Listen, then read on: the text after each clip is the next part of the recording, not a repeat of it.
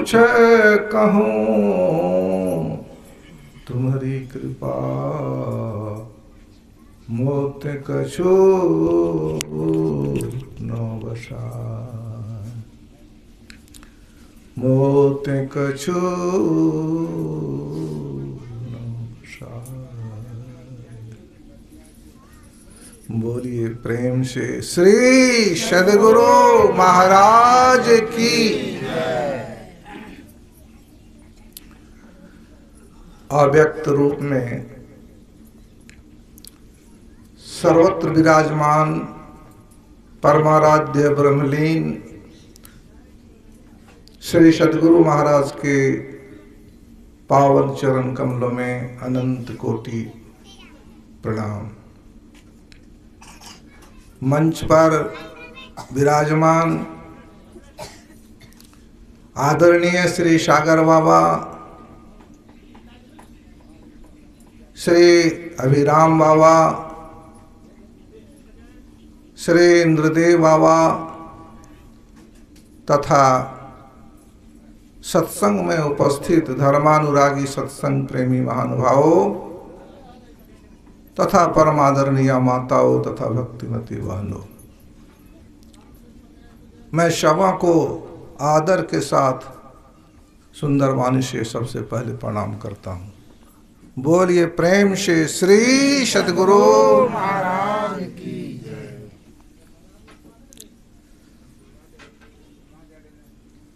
संचालक महोदय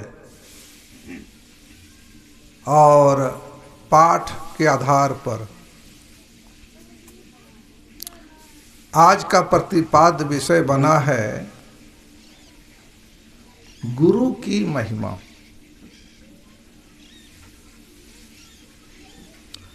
अब प्रश्न होता है किस गुरु की महिमा का पाठ हुआ है,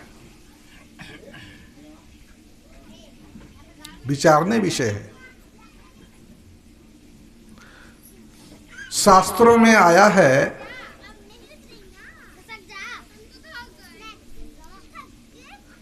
तीन कोटि के सिखाने वाले गुरु होते हैं। प्रथम कोटि के गुरु जो स्कूल कॉलेज में विद्यार्थियों को सिखलाते हैं, और प्रथम कोटि के गुरु है, उसको शिक्षक भी कहते हैं।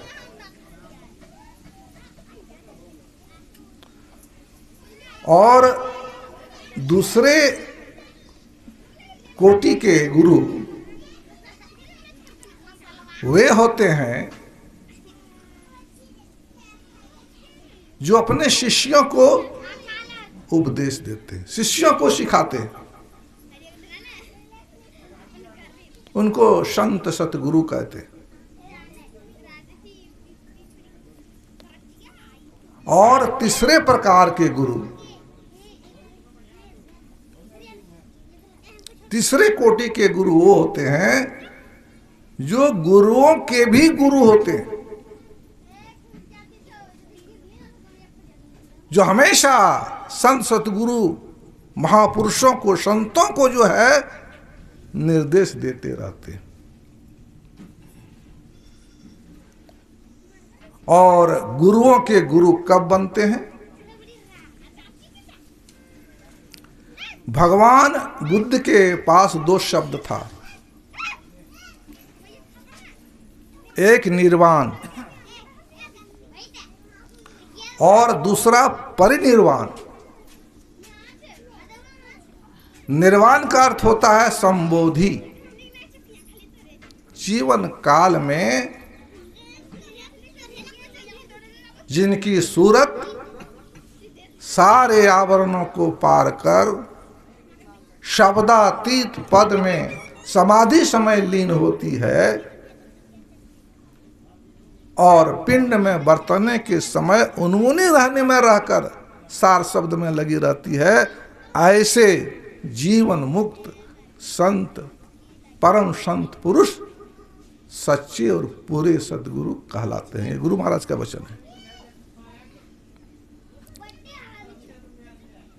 तो जो जीवन काल में ऐसी स्थिति को प्राप्त कर लिया, तुर्यातीत पहुंच करके परमात्मा को प्राप्त कर लिया और शरीर नहीं छोड़े हैं, जीवित हैं, इनको कहते हैं संत सतगुरु। और वही संत सतगुरु जब परिनिर्वाण अर्थात महाप्रयाण, साधारण लोग यहां से जाते हैं, शरीर छोड़ते हैं तो उसको प्रयाण कहा जाता है, लेकिन जो महापुरुष संसार से जाते हैं उसको महाप्रयाण, प्राण महाप्राण में मिल जाता है, आत्मा परमपिता परमात्मा में मिल जाता है, उसको परिनिर्वाण कहते हैं। तो शरीर छोड़ने के बाद वही संत सद्गुरु विदेही गुरु कहलाते हैं, जो देहधारी गुरुओं को हमेशा निर्देश करते रहते हैं। ऐसे महान गुरु की महिमा का पाठ आज हुआ है। भैया, गुरु की महिमा इतना महान है कि मेरी छोटी सी मुंह और इतनी बड़ी महिमा कहा नहीं जाता। गुरु के बिना मनुष्य का जीवन 1 सेकंड 1 मिनट भी नहीं चल सकता। हर क्षेत्र में, हर समय आपको गुरु की आवश्यकता पड़ती है। हम और आप अभी जिस पृथ्वी पर बैठे हैं,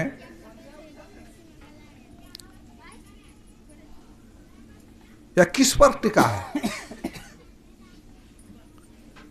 वैज्ञानिक लोग कहते हैं कि यह पृथ्वी जो है शून्य में टिका हुआ है, और यह पृथ्वी जो है घूमती रहती है एकदम सूर्य के चारों ओर। किसके बल पर? गुरुत्व के बल पर, गुरु के बल पर, गुरु तत्व के बल पर यह हो रहा है। आप आकाश की तरफ देखिए, ऊपर सूर्य, चंद्रमा, तारे सब टिके हुए हैं शून्य में, और घूमते रहते हैं सब। जिसे दिन रात होता है, शुक्ल पक्ष और कृष्ण पक्ष होता है, किसके बल पर? गुरु तत्व के बल पर। हर, मैंने कहा ना, मनुष्य के जीवन में हर समय गुरु की आवश्यकता है, हर क्षेत्र में, हर समय में। आप जब जन्म लेते हैं ना, उस समय आपके माता और पिता गुरु होते हैं। जब आप कुछ बढ़ जाते हैं, बालपन अवस्था आती है, तब आपका गुरु बनते हैं आपका बड़ा भाई, बहन, बंधु, सखा आदि। हर समय गुरु। पढ़ने के लिए जाते हैं, वहां भी जो आपको पढ़ाते हैं वे शिक्षक आपके गुरु हैं। जब आपकी शादी होती है तो वहां पंडित आपका गुरु होता है। जब आप बीमार पड़ते हैं उसमें डॉक्टर आपका गुरु होता है।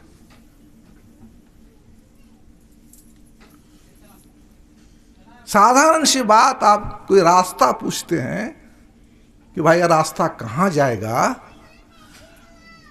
तो रास्ता बताने वाले भी आपके गुरु होते हैं। गुरु के बिना आपका काम चलने वाला नहीं है बंधु। ऐसे गुरु के बिना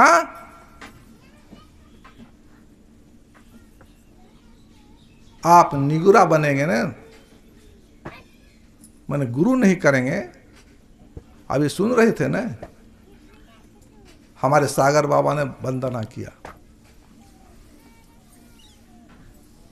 गुरुर ब्रह्मा गुरुर विष्णु गुरुर्देव महेश्वर, गुरु साक्षात परब्रह्म तस्मै श्री गुरु नमः।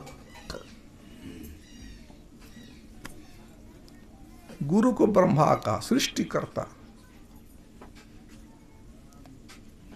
सृष्टिकर्ता को कितने आंख था, कितना था सिर, 4 सिर। हमारे गुरु को 4 सिर है, कैसे ब्रह्मा कहा उनको? विष्णु कहा, गुरु महाराज को कहा विष्णु। विष्णु को कितना हाथ है? 4 हाथ। गुरु को 4 हाथ है, क्या कारण है? गुरु को शिव कहा, क्या उनको, हमारे गुरु महाराज को 3 आंखें हैं? भगवान शिव जी पार्वती से कहते हैं त्रिनेत्र साक्षी। शरीरधारी गुरु जिसको त्रिनेत्र नहीं है, माने नहीं, त्रिनेत्र माने तीनों आंख नहीं है शरीरधारी गुरु को, फिर भी सर्व साक्षी शिव जी है, साक्षात शिव जी है। बोले प्रेम से, चतु बहिर अच्युत। हमारे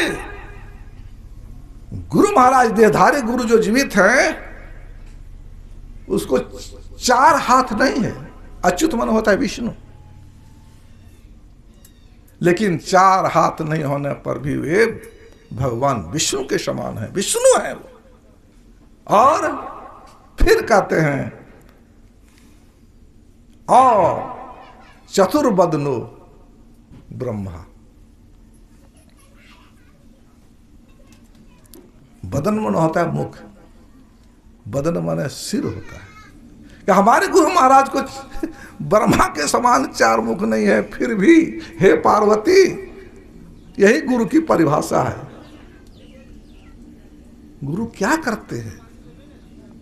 जैसे ब्रह्मा क्या करते हैं? सृष्टि करते हैं। गुरु भी सृष्टि करते हैं। ब्रह्मा जन्म देते हैं, सृष्टि करते हैं, तो गुरु भी सृष्टि करते हैं, गुरु भी जन्म देते हैं। असली जन्म तो गुरु ही देते हैं। ब्रह्मा का जन्म तो भौतिक जन्म है, माता के पेट से जन्म हुआ है, वह तो ब्रह्मा के द्वारा हुआ, वह तो भौतिक जन्म है। लेकिन असली गुरु, असली जन्म कब होगा? जब आप गुरु करके दीक्षा लेंगे, उस दिन आपका होता है जन्म। गुरु जब आपका दीक्षा संस्कार देते हैं ना, तब आध्यात्मिक जन्म होता है। तभी से आपका कोई भी पुण्य काम करेंगे तो सफल होगा, नहीं तो नहीं। उसके पहले आप कुछ भी कर लीजिए। खुद शिव जी कहते हैं कि जो दीक्षा नहीं लिया है, वो कोई भी जप तप तीर्थ व्रत कुछ भी करे, उसका कोई फल नहीं होता है। जिस तरह पत्थर में बीज बोने से उसका फल नहीं होता है, उसी तरह का कोई भी फल नहीं होगा। कबीर साहब ने कहा, गुरु बिन माला फेरता, गुरु बिन करता दान, और गुरु बिन सब निष्फल गया। बूझो वेद, अरे वेद पुराण पढ़ के बूझो ने।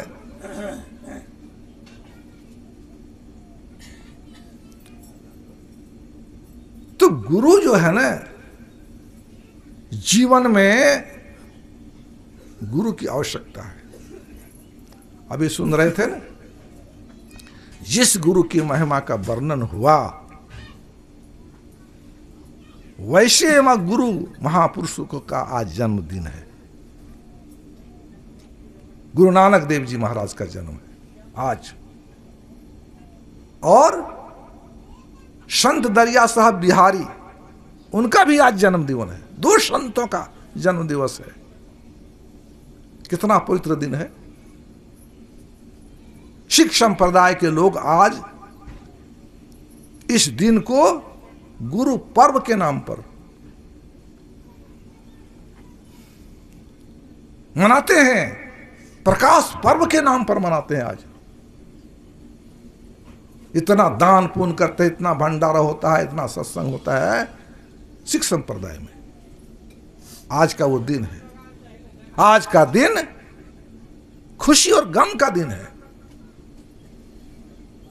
खुशी इसलिए कि भगवान ऐसे महापुरुष संत, दो संतों का आज जन्मदिन है, और गम इसलिए कि आज हमारे गांव के एक महान पुरुष कहा जाए, जिनकी पत्नी गुरु से दीक्षित है, ऐसे महापुरुष का निधन, पप्पू के पिता का आज पुण्यतिथि है।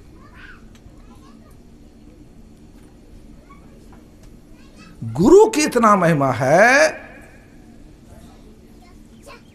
कि संत लोग कहते हैं सबसे बड़ा अगर कोई तीर्थ है तो गुरु तीर्थ है। सबसे बड़ा अगर तीर्थ है तो गुरु तीर्थ से कोई बड़ा तीर्थ नहीं है। तो समझाते हैं सूर्य वो होता है, वो दिन में प्रकाश करता है, प्रकाश फैलाता है, और चंद्रमा रात्रि में, और दीपक घर के भीतर उजाला करता है। लेकिन संत सतगुरु जो होते हैं वे शरीर के, हृदय के अज्ञान अंधकार को, हमारे शरीर के अंदर में आंख बंद करके देखिए, यही अज्ञान अंधकार है, इसी से भ्रम हो रहा है, इसी से लोगों को ज्ञान नहीं हो रहा है कुछ। इसको सदा सदा के लिए वो साफ कर देते हैं गुरु महाराज। गुरु के द्वारा ही आपको, गुरु के प्रसाद के द्वारा, गुरु के द्वारा क्या होता है, लौकिक आचार विचार का ज्ञान होता है, विज्ञान की प्राप्ति होती है, और मोक्ष को प्राप्त कर लेता है वो। ये गुरु की कृपा है। इसलिए गुरु कैसा कोई तीर्थ नहीं है। गुरु कहां रहते हैं? गुरु तीर्थ कैसे कहा गया?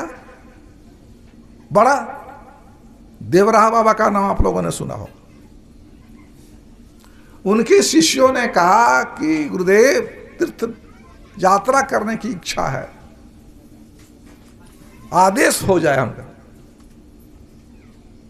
गुरु ने कहा जीवंत गुरु के समान कोई तीर्थ नहीं है मेरे प्यारे। जीवंत गुरु होता है, जीवंत सदगुरु जो होता है, मतलब जीता हुआ जो सदगुरु होता है, वह सबसे बड़ा तीर्थ होता है, उसी का नाम है गुरु तीर्थ। अगर विश्वास नहीं हो तो मेरे चरणों को प्रणाम करो। जैसे शिष्यों ने गुरु के चरणों में जब प्रणाम करना शुरू किया दोनों पैरों को, तो क्या देखते हैं कि दोनों पैरों के अंगूठे से गंगा, एक पैर से अंगूठे से गंगा की धारा, और एक पैर के अंगूठे से यमुना की धारा बहने लगी। बोलिए प्रेम से। कितना शक्ति उनके अंदर में है, ये कहा नहीं जा सकता। ऐसे गुरु के विषय में वर्णन है, गुरु की महिमा अनंत, अनंत क्या उपकार, लोचन अंत उघारिया, अनंत दिखावनार। ऐसे गुरु के संबंध में है, गुरु गोविंद दो खड़े काको लागू पाए। हमारे गुरु महाराज तो कहते हैं कि भगवान से बेसी गुरु हमारी सहायता करते हैं। अनिरुद्ध बाबा बिरनिया के गुरु महाराज के पास गए थे, और गुरु महाराज से पूछा था, हे गुरु महाराज, हे सरकार, गीता में लिखा है कि भगवान जो है ना अपने भक्तों की योगक्षेम की रक्षा करते हैं, योगक्षेम का वहन करते हैं, वो योगक्षेम की रक्षा करते हैं।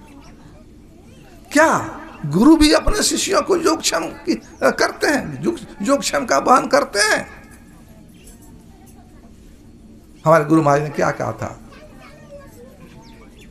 भगवान से सदगुरु बेसी गुरु क्षेम करते हैं, बेसी। कहा कैसे? कहा सहजो बाई की वाणी पढ़ लो। राम तजु पे गुरु न विसारू, आ गुरु के सम हरि को न निहारो। हरि ने जन्म दियो गुरु माही जग माही, आ गुरु ने आवागमन छुटाई। दे पढ़ लो। हरि ने 5 चोर दिए साथा, आ गुरु ने लई छुटाए अनाथा। हरि ने रोग भोग उर्झायो, आ गुरु जोगी करे सभे छुटाइयो। के पढ़ लो। बेसी करते हैं। समय बोलिएगा है। गुरु की महिमा का इतना बखान है, कहानी खिस्सा में तो चला जाएगा। एक तो कहानी लेकिन कहते हैं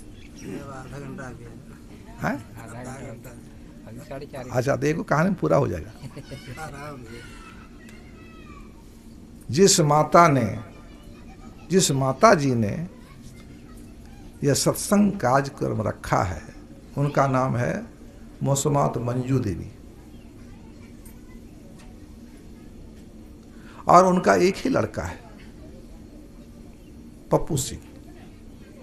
जब पप्पू किशोर अवस्था में ही था, उसके पिता इस संसार से चल गए। इस बात को याद करके मुझे एक माता की याद आती है। वह माता थी बैनावती। वो मैनावती भरथरी का नाम आप लोग सुने होंगे, उनकी बहन थी।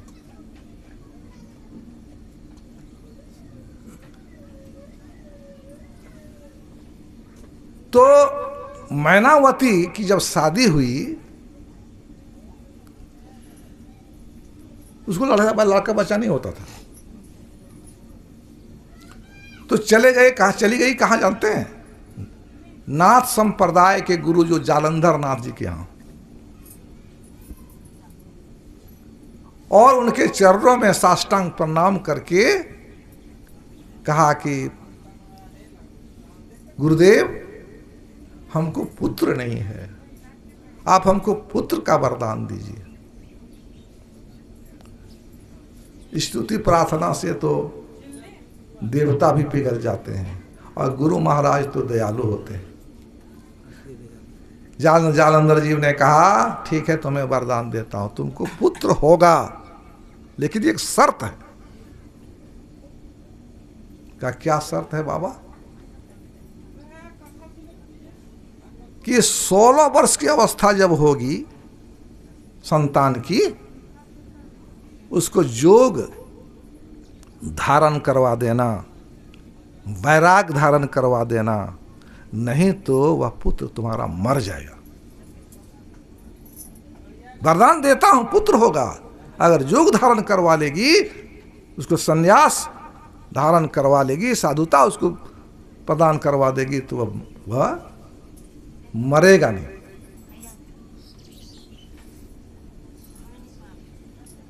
उनके वरदान से जो पुत्र हुआ, उसी का नाम क्या पड़ा? बोलिए। मैनावती से जो पुत्र हुआ वरदान में, उसका क्या नाम? गोपीचंद। भरथरी तो बहन हुआ, हो भाई हुआ ना, तो भरथरी का तो भगना हुआ ना। दोनों माओ भगना संत। कैसा परिवार, बहन भी संत, योग करती थी। कैसा परिवार था। शॉर्ट में सुनिए। किशोर हो गया, तो किशोर जब हो गया, तो एक शादी जब हो गई उसकी, उसका भी जो है जवानी अवस्था में ही जो है उसका पति राजा बनने के पहले उसके पिता चले गए थे। गोपीचंद के पिता संसार से चले गए। तो एक दिन क्या कर रहे थे, उसकी जो रानियां थी, गोपीचंद की रानियां, नीचे जो है उसको स्नान करवा रही थी गोपीचंद को, और उसकी मां जो है उस छत पर वहीं से देख रही थी। तो जैसे छत पर से देखा, मैनावती ने उसको गोपीचंद के पिता की, अपने पति की याद आ गई।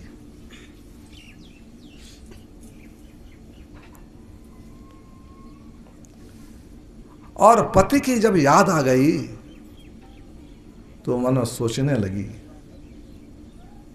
कि ये जो गोपीचंद है कितना सुंदर है, शरीर कितना सुंदर है, स्वस्थ है, सुंदर शरीर है।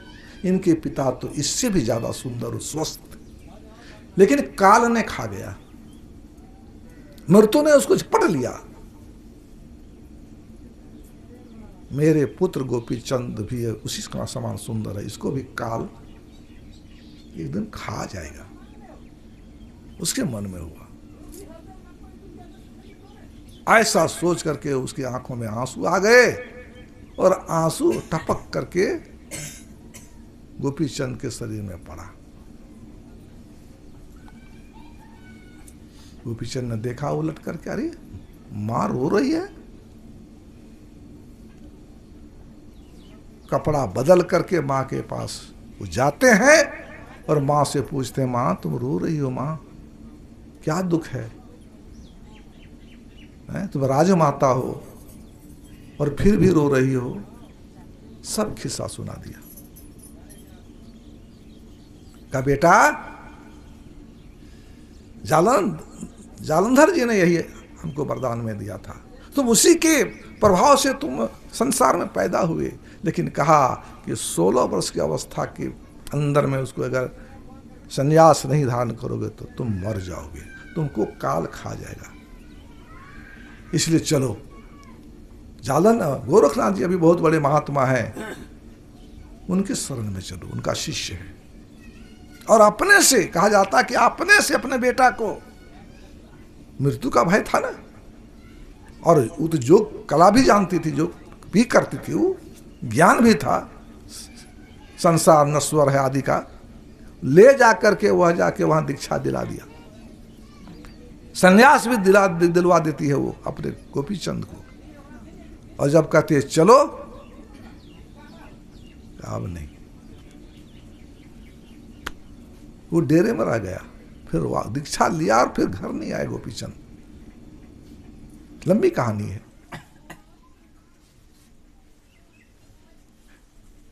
पहले के गुरु, जो सच्चे गुरु होते हैं ना, शिष्यों को कठिन परीक्षा लेते हैं। आजकल तो उतना देखते नहीं होता है, लेकिन पहले पहल वो गोरखनाथ ने भी उसको परीक्षा लेना शुरू किया, गोपीचंद का परीक्षा लेना शुरू किया और कहा कि तुम जाओ, अपने घर जाओ, राजमहल जाओ, और तुम अपनी पत्नी से माता कह करके, अपनी पत्नी को माता कह करके भिक्षा मांग करके लाओ। कैसे संसार से छुड़ाते हैं गुरु। गुरु की आज्ञा पालन करके भरथरी गोपीचंद राजमहल में आया। कहा माता जी, पत्नी को कि माता जी भिक्षांग देही। अब तो सब रानियां आ गई, पुत्रियां सब आ गई, सब रोने लगी। क्या यहीं रह जाइए, आप चले जाएंगे तो हम लोगों का क्या हाल होगा। ये कीजिए, फटाफट कीजिए। प्रवचन के समय में थोड़ा दिक्कत हो जाता है, आगे पीछे करते। प्रणाम कर लो, प्रणाम करिए, आ जाइए, प्रणाम कर लीजिए।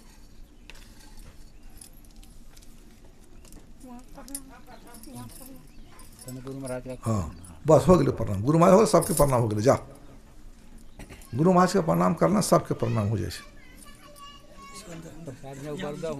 श्री सद्गुरु महाराज की जय। हाँ, तो मैं कह रहा था क्या, सब रोने लगे, वो लेकिन नहीं माने, लौट के चले गए। अब जो है पत्नी जो है, गोपी चंद की पत्नी वगैरह सब जो मैनावती से कहने लगी कि माँ आप जाइए, माता जी हम लोगों के बात वो नहीं माने, आप तो माता जी हैं, आप पुत्र है, आपके कहने पर जो है सो जरूर आएंगे वो। अब उनको जाना पड़ा। मैनावती जाती है वहाँ गोरखनाथ जी के यहाँ जा करके कहती है बेटा को, अरे बेटा चलो अब घर, थोड़ा दिन घर चलो। अब गोपीचंद क्या कहता है कि माता जी अब हम आपका बेटा नहीं है, अब हम गुरु का बेटा हैं, अब हम पर जो है तुम्हारा अधिकार खत्म हो गया। बोलिए प्रेम से। देखिए क्या गुरु बैराग देते हैं। नहीं गए, वहीं रह गए। लंबी कहानी है। उनका मामा था भरथरी, उत्खिस आप लोग जानते होंगे कैसे कैसे बैराग हुए। पिंगला जितना सुंदर थी देखने में ना, उतना ही वह चरित्रहीन थी, और उसी के चलते जो उसको जो है सो गोरखनाथ के पास जाना पड़ा। लंबी कहानी, उसे बहुत समय लगेगा। तो उसी के कहने पर, पिंगला के कहने पर अपने भाई विक्रमादित्य को घर से निकाल दिया था। घर से निकाल नहीं दिया था, बल्कि ऐसा कह दिया था। पिंगला ने कहा था, जब पता चल गया विक्रमादित्य को ये आपत्तिजनक जो है एक दरोगा से संबंध रखती है, जब भाई को कहा तो उसको पता चला ये तो हमारा कांटा है, इसको कैसे हम अपने नज़र से दूर करेंगे। तो स्वांग रच दिया, खाना पीना बंद कर दिया बेचारे पिंगला है, और कहने लगा कि ये झूठा है, हमको हम आपका भाई विक्रम हमको कहता है कि गलत आदमी के साथ संबंध, इसलिए इसको ऐसी सजा दीजिए, इसको जंगल में ले जाकर इसको मार डलवाइए, और इसका दोनों आंख निकाल कर हमको दिखाइए, तब हम जीवित रहेंगे, नहीं तो हम मर जाएंगे। पहले तो भरथरी ने कहा हमारा भाई गलत नहीं बोल सकता है, लेकिन कहा गया है ना, तिर्या चरित्रं पुरुषस्य भाग्यम देवो न जानाति कुतो मनुष्य। मोह जाल में फंस करके उसको यही सजा दिया था कि जा इसको जंगल में ले जा करके इसको मार करके इसका आंख निकाल करके ले आओ। जब उसको ले जाने लगा तब जो है सो फिर भी विक्रम ने कहा कि भैया हम तो जा रहे हैं, लेकिन होशियार रहना, यह पत्नी आपकी जो है डायन है, यह आपको भी मरवा सकती है, बात को ख्याल रखना। चले गए। एक मुनिम था वृद्ध, जो सबों का हेड था, उन्होंने सभी को मंत्रियों को कहा कि देखो जी, यह जो विक्रम है ना, ये बेचारा एकदम निर्दोष है, इसकी हत्या नहीं होनी चाहिए। तुम जाओ तुम लोग, और जा करके जंगल चले जाना, और जंगल में एक शिकार मृग को मार करके उसका दोनों आंख निकाल करके ले आना, और वही कह देना कि विक्रम को मार करके हरिण का जो आंख का है ना, उसी को रानी को दिखा देना, ताकि उसको विश्वास हो जाए कि मर गया। वही किया, और उसको जो है एक बढ़िया राजा, या कहा जाता है उसका मामा के यहाँ उसको रखा गया। इस तरह उसका जान बचा। शिकार खेलने के लिए जाते हैं भरथरी, उसको तो राजा का तो ये स्वभाव होता है शिकार खेलना। उन्हें एक हिरण को शिकार कर दिया, हिरण को मार दिया। उसी समय गोरखनाथ जी आ रहे थे, देखा कि मार दिया, कहा अरे राजा, निरपराध को निर्दोष को मारना महापाप होता है, तुमने महापाप कर दिया। राजा को उपदेश देना, राजा कितना अहंकारी राजमंद में होता है सो तो आप लोग सुनते होंगे सत्संग में। अगर मुनि भेष में, साधु भेष में नहीं होता तो हमको लगता कि ऐसा कहने वालों को भी राजा मार देता उसको, गोरखनाथ जी को। लेकिन साधुता था। कहा रे आप हमको कहते हैं निर्दोष, आप सच्चे साधु हैं तो जिसको मैंने मारा है, जिस हरिण को मैंने मारा है, उसको तुम जीवित करके दिखलाओ। और नहीं जीवित कर दिखलाते हो, ये जो सन्यासी भेष है ना, इसको उतार कर कहा मेरे सामने को फेंकना पड़ेगा। गोरखनाथ जी भी कम नहीं थे, उसकी ऐसी कहानी है ना। गोरख ने कहा कि अगर मैं जीवित कर दूं तो तुमको मेरा एक शर्त मानना पड़ेगा। बोलो मंजूर है? राजा से कम क्या होता है, वो तो राजा का भी राजा। चाह गई चिंता मिटी मनुआ बेपरवाह, जिसको कछु न चाहिए सोई शहंशाह है। का एक शर्त है राजा का। क्या शर्त है बाबा? अगर मैं जीवित कर दूं तो तुमको मेरा चेला बनना पड़ेगा। कहा जीवित करिए, आप चेला बनने के लिए तैयार है। गोरख जहां ने मरा हुआ हरिण का कान पकड़ करके खड़ा कर दिया, वह जिंदा हो गया। बोलिए प्रेम से। का घोड़े से नीचे उतरो, घोड़ा पर सवार था ना, वचन के अनुसार घोड़े से उतरना पड़ा उनके चरणों में, और शिष्य बन गया। जानते हैं कितना बड़ा परीक्षा ले लेता था उस समय गुरु नाथ जी। दोनों मामू भगना, एक ही गुरु के शिष्य, दोनों ने एक बार क्या किया, कहा कि गुरुदेव हमको ऐसा ज्ञान दीजिए, ऐसा उपदेश दीजिए कि इसी जन्म में हमको मोक्ष मिल जाए। तो गोरखनाथ ने कहा ठीक है, मोक्ष मिलेगा। राजस्थान में अनवर नगर एक है, वहां का राजा जो है ना, एक बहुत बड़ा गढ़ मंदिर बनवा रहा है। जाओ तुम लोग दोनों, और वहां जाके जब तक वह निर्माण कार्य पूरा नहीं होगा तब तक तुम लोग बिना मजदूरी लिए हुए पत्थर का उठाने का काम करो, मजदूरी नहीं लेना, फ्री। और वह भी पत्थर उठा। राजा, दोनों राजा को कहा। और खाने पीने के लिए जो तुम्हारा समय बचता है बिहान और शाम, छुट्टी के काम में ज्वाइन करने के पहले और काम से छुट्टी होने के बाद, उस समय तुम लोग कहीं मजदूरी करके अपना पेट पालना। आदेश, गुरु का आदेश। ऐसा कोई आदेश होता है? लेकिन देखिए सच्चा शिष्य दोनों चला गया वहां। अब क्या करे बेचारा, मजदूरी तो लेना नहीं है। तो बगल में एक कुम्हार था, तो कुम्हार अपना मिट्टी का बर्तन बनाता था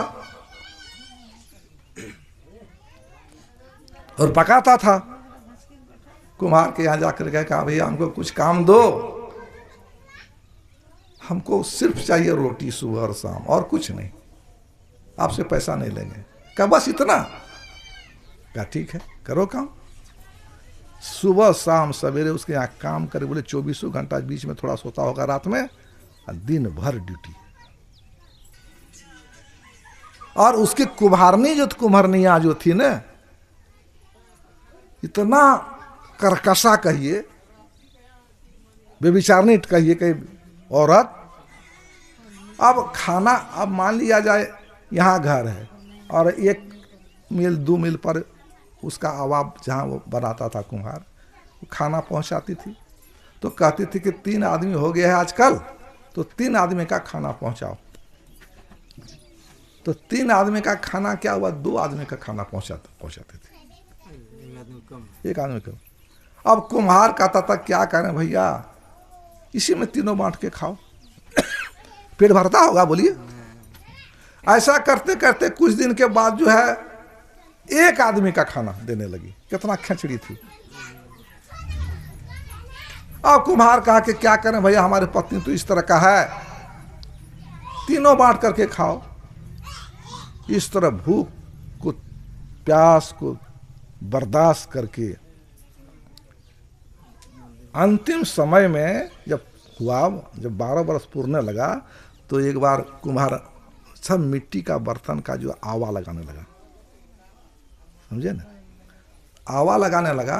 तो उसी समय जो है दोनों मामा भैगना कहते हैं कि पिताजी कहा, तो पिता के समान उस करता था। पिताजी अब हमारा समय पूरा हो गया है, इसलिए हम आप गुरु के पास जाएंगे, इसलिए आप हमको छुट्टी दीजिए। और यह कह करके दोनों ने बर्तन को छूते हुए आशीर्वाद दिया। 12 साल जो वहां रहा ना, तो बर्तन को छूते हुए दोनों आशीर्वाद दिया। क्या दिया आशीर्वाद? पिता का हेत और माता का यह हेत, आधा सोना आधा रेत। क्या कहा? पिता का हेत और माता का अहेत, आधा सोना आधा रेत। के चले गए। जब आवा जब खोलते हैं, आवा का जो बर्तन सब जो पका जब खोलते हैं तो देखता है कि आधा बर्तन सोना का और आधा बर्तन रह गया कच्चे माटी का, जैसे छूता भर करके रेत बालू हो जाता है। बोलिए प्रेम से श्री। तो इस तरह से गुरु कितना कठिन परीक्षा लेके कहते हैं कि दोनों अंत में देखिए महापुरुष बन गए। तो गुरु की महिमा, गुरु आप हम लोग का शरीर जो भगवान राम क्या कहे, यह संसार भवसागर है, इसी में हम लोग डूब रहे हैं। यहाँ विषय रूपी जल, रूप रस गंध स्पर्श शब्द रूपी जल बह रहा है, इसी में हम लोग डूब रहे हैं। इस संसार सागर में जन्म मरण में गोता लगा रहे हैं। यह सतगुरु ही है। ये जो है अब खत्म कर रहे हैं, यह शरीर नाव है, नर तन भव बारिद कहाँ बेरो। यह संसार से पार उतरने के लिए बेरो में नाव है शरीर, और नाव है अगर केवट नहीं तब नाव का कोई महत्व रहेगा। कर्णधार सदगुरु दृढ़ नावा। सदगुरु जो है कर्णधार मतलब खेवटिया है, दुर्लभ साज सुलभ करी पावा। इसलिए मैं तो निवेदन यही करूंगा कि निगुरा नहीं रही कोई।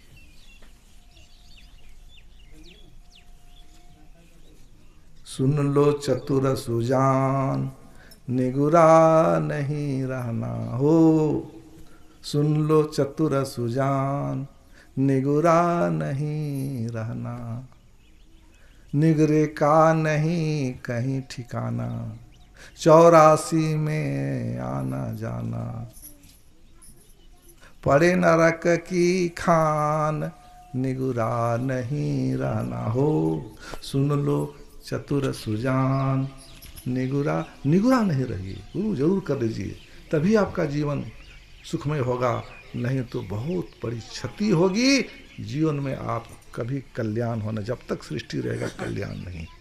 समय हो गया बहुत, ये थोड़ा सा आप लोगों की सेवा में कहा। बोलिए प्रेम से श्री सद्गुरु महाराज की जय। अगला मंत्री जी, अमावस्या का सत्संग होगा ना? निर्णय तो नहीं हुआ है, निर्णय तो हुआ नहीं। निर्णय कीजिएगा तो एगो सत्संग बीच में है। हाँ 12 तारीख। देखिए सत्संग का प्रचार सुन लीजिए, वहाँ अमावस्या का सत्संग का प्रचार वहीं होगा। इधर आप प्रचार कर देते हैं, उसके पहले 12 तारीख को पथरिया में हरि किशोर पंडित के यहाँ सत्संग रखा गया है। पथरिया में हरि किशोर पंडित, उसके यहाँ सत्संग रखा गया है। हमारे यहाँ घर गए थे, बोले प्रचार कर दीजिएगा। हम थोड़ा क्या कहते हैं, वो जो इलेक्शन हो रहा है ना, कहा कि हमको कागज बांटना है, इसलिए हम नहीं जा सकेंगे बाबा, आप प्रचार कर दीजिएगा। वहाँ पर कौन बाबा आ रहे हैं? कुछ बाजा बजाते हैं वो, गुणसागर बाबा। गुणसागर बाबा का भी प्रोग्राम वहाँ है, तो आप लोग याद रखेंगे। वो तारीख 12 तारीख कौन दिन पड़ेगा? वो पूर्णिमा पर, अमावस्या पर, वही तो है। संगा घुटिया के थोड़ा सा आगे है। पथरिया हो। दिनेश के यहाँ नहीं गए थे, किशोर का भी तो अगले साल किए थे हम लोग। हाँ तो एक 12 तारीख, और हमारे यहाँ हमारा भतीजा जो कराते हैं 1 दिसंबर ना। हाँ 1 दिसंबर, नवंबर है दिसंबर। क्या तारीख है? 19 तारीख, 19-20 दोनों है, लेकिन 19 तारीख को ज़्यादा पाता है। 19 तारीख को कीजिएगा, करेंगे 19 तारीख को। और 1 तारीख को याद रखिएगा, 1 तारीख को अरविंद सिंह हमारा भतीजा जो है, यही ग्राउंड तेतरिया में हर एक साल वो कराते हैं। 1 तारीख को पुण्यतिथि, उनके पिताजी के पुण्यतिथि के शुभ अवसर पर सत्संग होता है। और 7 तारीख 7 दिसंबर को कहाँ होगा जानते हैं? पतावाड़ी पोस्ट, कैन पहाड़ी, क्या नाम है, कैन पहाड़ी में, हाँ वहाँ सत्संग होगा आपका 7 तारीख को। 12 नवंबर, याद रखिए 3 को प्रचार कर रहे हैं, 12 तारीख, 1 तारीख और 7 तारीख। और फिर में अमावस्या का होगा तो फिर प्रचार वहाँ होगा।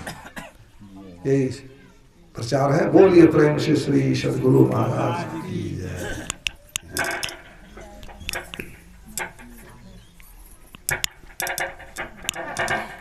अब सब मिलकर